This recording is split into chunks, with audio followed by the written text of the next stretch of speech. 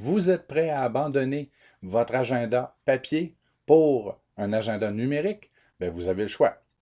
Outlook chez Microsoft et Agenda chez Google.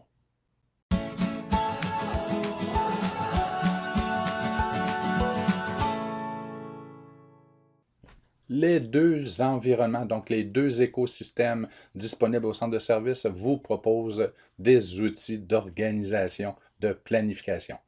Donc, du côté de Microsoft, vous avez Outlook et du côté de Google, Agenda.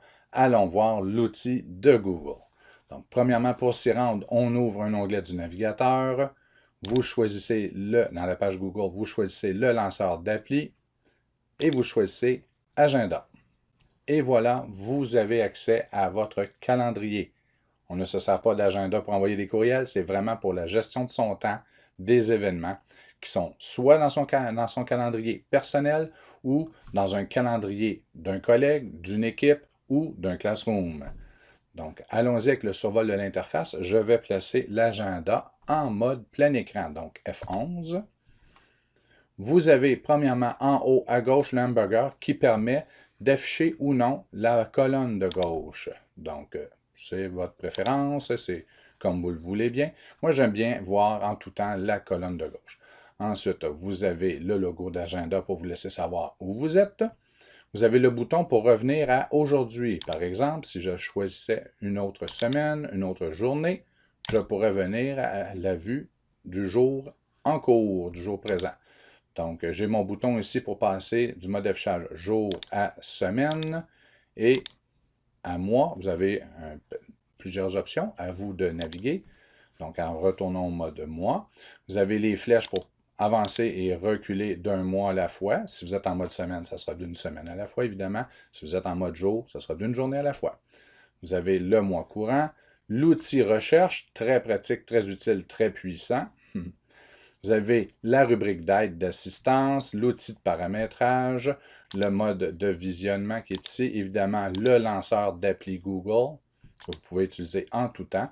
Dans la colonne de droite, vous avez des outils qui s'intègrent à Google Agenda et que vous pouvez afficher ici. Vous avez le plus pour en ajouter d'autres. Il y en a des centaines d'outils différents. Si vous avez un besoin, allez voir là. Maintenant, on arrive dans la colonne de gauche. Tantôt, je crois que j'ai dit droite. J'ai dit gauche, mais c'est droite que je voulais dire. Maintenant, on arrive à la colonne de gauche. Donc, vous avez le fameux bouton Créer qui permet d'ajouter des événements dans le calendrier. Vous pouvez voir. Une autre façon d'ajouter un événement, c'est tout simplement de cliquer dans une case du calendrier, donc cliquer dans le vide. On peut faire exactement la même opération. Mais ça, c'est le bouton pour que ça soit similaire à l'interface que l'on retrouve dans les mobiles. Vous avez ensuite la vue de votre mois.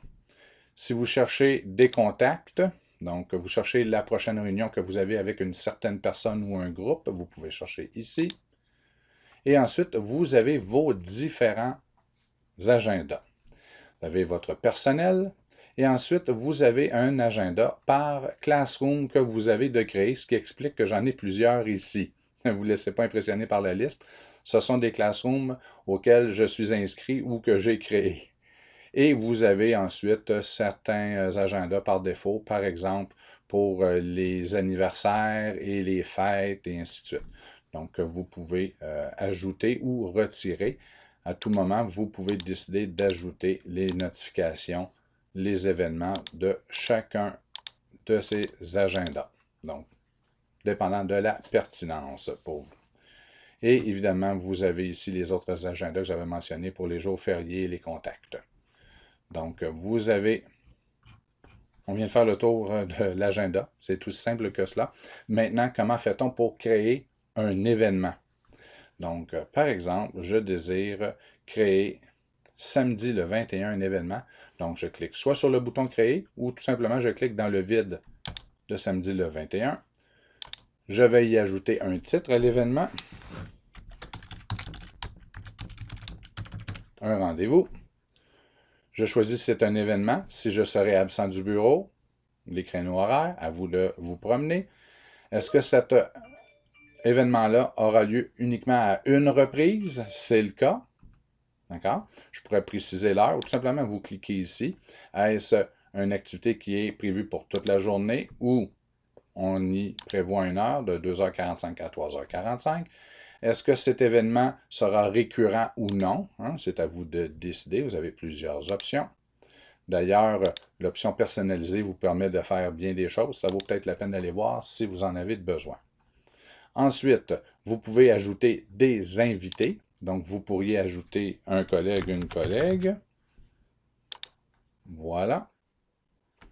Je pourrais même y ajouter une conférence Meet. Donc, je suis même allé directement à l'intérieur de la conférence Meet, mais vous n'êtes pas obligé en passant, là, mais vous pouvez le faire. Donc, si vous désirez ajouter une conférence Meet, c'est fait. Et vous avez le lien que vous pourrez envoyer aux participants. D'ailleurs, lorsque vous déclarez, donc vous annoncez vos visioconférences Meet dans Agenda, vous pouvez déterminer qui sera l'organisateur, donc qui aura toujours le contrôle de celle-ci. Donc, c'est possible. Si vous cliquez sur la petite flèche, vous pouvez même éditer certains paramètres ou changer le code. On est dans l'utilisation avancée. Maintenant, si vous désirez ajouter des pièces jointes ou une description pour cette fameuse conférence Meet et que vous partagerez à tous les participants, je pourrais aller choisir un fichier. Par exemple, celui-ci. Et il sera partagé à tous les participants lors de la conférence. Et maintenant, et c'est le point important de cet affichage, le dernier point qu'on a tendance à sauter rapidement, c'est dans quel agenda vous désirez que cet événement soit publié. Là, vous pouvez voir par défaut, on affiche tout ce qui est dans mon agenda personnel et dans certains classrooms dont je fais partie. Mais je pourrais décider que cet événement-là sera visible uniquement pour les membres de ce classroom. Point à ligne, pas pour les autres. Donc, c'est vous qui décidez. Vous pouvez lui donner un code de couleur pour le différencier. Et en terminant, vous avez autres options. Donc, on ajoute ici les options. Désirez-vous que les gens qui sont invités à cette visio, dans le cas d'une visio, puissent inviter d'autres personnes? Oui, non, peut-être, peut-être pas. Donc, on enlève le crochet. Et désirez-vous que la liste des invités demeure secrète jusqu'au moment de la visio? C'est à vous de décider. Donc, c'est tout. On enregistre.